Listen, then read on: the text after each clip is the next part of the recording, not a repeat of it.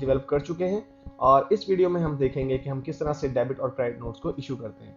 Viewers, सबसे पहले हम एक डेबिट नोट इशू करेंगे अपने एक सप्लायर को। अगर आपको याद हो, जब हम इन्वेंट्री को परचेज कर रहे थे तो हमने एक हमारे जो सप्लायर है फ्रेंड्स मोबाइल जोन कराची, उससे हमने कुछ मोबाइल्स परचेज किए थे और उनमें से व्यूअर्स कुछ मोबाइल्स तो हम फ्रेंड मोबाइल्स को सेल कर चुके हैं, अपने कस्टमर को सेल कर चुके हैं, लेकिन कुछ मोबाइल हमारे पास इन्वेंट्री में मौजूद है।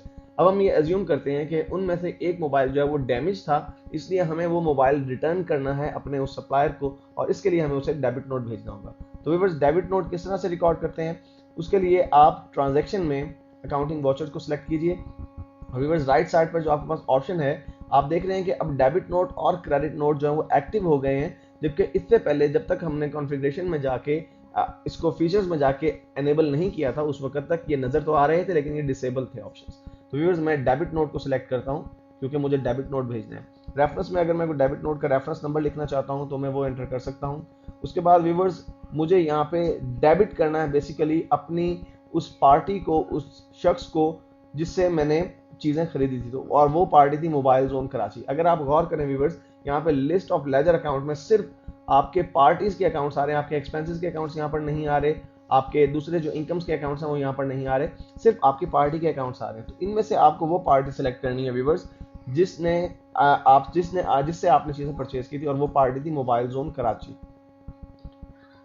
मैंने व्यूअर्स इस पार्टी को सिलेक्ट किया और इसका इस वक्त जो करंट बैलेंस है वो 76,000 है, क्योंकि हमने इससे कुछ चीजें परचेज की थी और उनमें से कुछ पेमेंट कैश की सूरत में हम उसे ऑलरेडी कर चुके थे। लेकिन अब हमें बेसिकली इसे डेबिट करना है और कितने से डेबिट करना है व्यूअर्स, अगर आपको याद हो, हमने जो नोकिया C3 मोबाइल परचेज किया था वो 8500 के हिसाब से परचेज किया था। तो हम एक मोबाइल जो रिटर्न कर रहे हैं तो हमें 8500 की अमाउंट से उसे डेबिट करना होगा। जो ही हम व्यूअर्स डेबिट का वर्ड यूज करते हैं, अमाउंट लेके एंटर करते हैं, यहाँ पर हमारे पास वो डिटेल जानना चाह रहा है कि आप अगर अपने इस क्रेडिटर को, अपने इस सप्लायर को डेबिट कर रहे हैं तो किस चीज के अगेंस्ट कर रहे हैं। तो व्यूअर्स, बेसिकली हम उसे एक इनवॉइस के अगेंस्ट डेबिट कर रहे हैं, क्योंकि हमने उससे इस इनवॉइस के तहत चीजें परचेज की थी, इनवॉइस नंबर 345। इसलिए यहाँ पर दोबारा से मुझे ये अमाउंट जो है वो व्यूअर्स इनवॉइस नंबर मुझे सिलेक्ट करना पड़ेगा, जिस इनवॉइस के तहत मैंने व्यूअर्स ये चीजें खरीदी थी उसी के अगेंस्ट डेफिनेटली मैं ये चीजें उसे वापस कर रहा हूँ। मैंने इसे एंटर किया व्यूअर्स, फिर एंटर किया और व्यूअर्स मैंने डेबिट कर दिया मोबाइल जोन कराची को। और व्यूअर्स, मुझे डेफिनेटली क्रेडिट करना होगा अपने परचेजेस अकाउंट को, क्योंकि जब मैंने मर्चेंडाइज खरीदी थी तो मैंने परचेजेस अकाउंट को डेबिट किया था और अब जब मैं मर्चेंडाइज वापस कर रहा हूं तो मुझे अपने परचेजेस अकाउंट को ही क्रेडिट करना पड़ेगा। जो ही मैंने परचेजेस अकाउंट को सिलेक्ट किया तो बेसिकली वो मुझसे ये जानना चाह रहा है कि हम कौन सी इन्वेंट्री वापस कर रहे हैं। तो मुझे यहाँ पर अपने उस इन्वेंट्री का नाम मेंशन करना जो मैं वापस कर रहा हूँ, नोकिया C3 जो कि 5 पीसेस में इस वक्त मौजूद है, मैं उसमें से एक यूनिट वापस कर रहा हूँ। मैं इसे सिलेक्ट करता हूँ, क्वांटिटी की व्यूअर्स में एक क्वांटिटी लिखता हूँ और रेट देखिए, क्योंकि पहले से डिसाइडेड था कि 8500 है, इसलिए उस खुद से 8500 के प्राइस यहाँ पे आ गए। व्यूअर्स, मैंने इसे अगेन एंटर किया और यहाँ पे मैं नरेशन में लिख सकता हूँ कि damage piece was return to supplier. और व्यूअर्स, फिर मैं एंटर करता हूँ, मुझसे पूछ रहा है कि क्या इस ट्रांजैक्शन को एक्सेप्ट करना है। मैं यस कर देता हूँ और व्यूअर्स, जो ही मैंने इसे यस किया, जो मेरा ये डेबिट नोट है ये रिकॉर्ड हो चुका है। और व्यूअर्स, इस डेबिट नोट का इम्पैक्ट कहाँ कहाँ पर पड़ना चाहिए मैं अभी आपको बता देता हूँ। एक तो हमारा जो मोबाइल जोन कराची का पार्टी का अकाउंट है उसमें डेफिनेटली 8500 से हमारा अकाउंट डेबिट हो जाना चाहिए, क्योंकि अब एक मोबाइल हम उसे रिटर्न कर चुके हैं जिसकी पेमेंट हमने उसे नहीं करी। सेकेंडली व्यूअर्स, आपके पास जो है परचेजेस में से परचेजेस रिटर्न जो है वो लेस, यानी आपकी परचेजेस का अकाउंट डेफिनेटली रिड्यूस हो जाना चाहिए।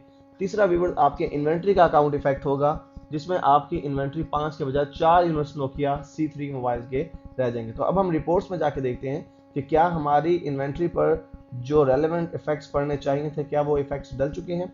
तो व्यूअर्स, सबसे पहले हम पार्टी के लेजर्स को जाके देखते हैं। तो मैं रिपोर्ट्स के मेन्यू में से जाके डिस्प्ले को सिलेक्ट करता हूँ और यहाँ से अकाउंट बुक्स को सिलेक्ट करता हूँ और लेजर्स में से व्यूअर्स में मोबाइल जोन कराची का लेजर जो सिलेक्ट कर लेता हूँ।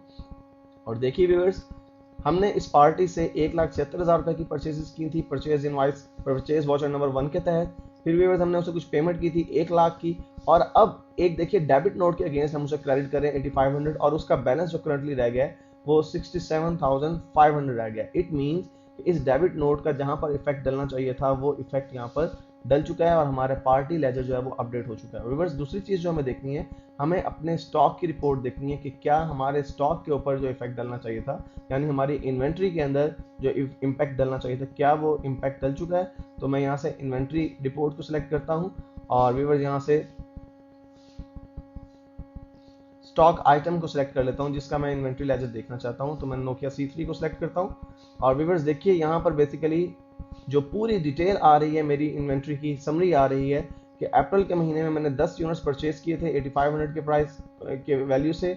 और फिर व्यूअर्स हमने जो आउटवर्ड गई हमारे पास 6 पीसेस गए हैं, उनमें से 5 पीसेस तो हमने सेल किए थे और 1 पीस हमने रिटर्न कर दिया और 4 पीसेस जो है इस वक्त हमारे पास इन्वेंट्री में मौजूद है। व्यूअर्स बेसिकली ये स्टॉक आइटम मंथली समरी जो है मैं आपको इस वक्त दिखा रहा हूँ, जहाँ पे आप पूरी डिटेल तमाम किस्म के आप जो आपके लेजर्स हैं उनकी इसी तरह की समरी देख सकते हैं। लेकिन अगर आप स्टॉक रिपोर्ट देखना चाहते हैं, सिंपली आप ये देखना चाहते हैं कि आपके स्टॉक के अंदर क्या इंपैक्ट डला है इसका, तो मैं मेन मेन्यू पे व्यूअर्स वापस आता हूं और यहां से स्टॉक समरी को सिलेक्ट करता हूं रिपोर्ट्स में से। और व्यूअर्स स्टॉक समरी में मोबाइल्स कैटेगरी को सिलेक्ट करता हूं और उसमें से नोकिया C3 देखिए इस वक्त सिर्फ 4 पीसेस हमारे पास अवेलेबल है, क्योंकि एक पीस हम इसको वापस कर चुके हैं मोबाइल जोन को। और अगर इसकी भी हम डिटेल देखना चाहते हैं तो मैं यहाँ पर डबल क्लिक करता हूँ तो वो दोबारा से मुझे वहां पर मंथली समरी पर जंप कर जाएगा। ये टैली सॉफ्टवेयर मुझे वहां पे दिखाएगा कि इस वक्त आपके पास ऑन हैंड जो स्टॉक मौजूद है वो सिर्फ 4 यूनिट्स मौजूद है नोकिया C3 के। तो व्यूअर्स, इस वीडियो में हमने देखा कि हम किस तरह से डेबिट नोट को रिकॉर्ड करते हैं और किस तरह से डेबिट नोट का इम्पैक्ट हमारे डिफरेंट लेजर्स पर और हमारे डिफरेंट फाइनेंशियल स्टेटमेंट्स पर पड़ता है।